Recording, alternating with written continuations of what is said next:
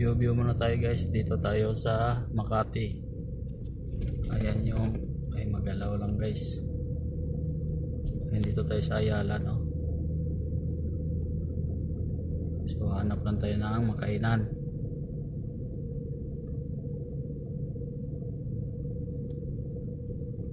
So ano ngayon, konti lang tao ngayon, konti lang sasakyan, kaya maganda rito mamasyal ngayon guys.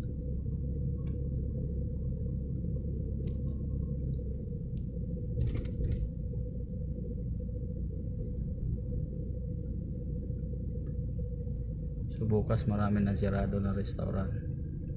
Sirado na talaga, hindi. Ngayon nga, yung iba sirado na. So dito tayo sa Ayala to guys.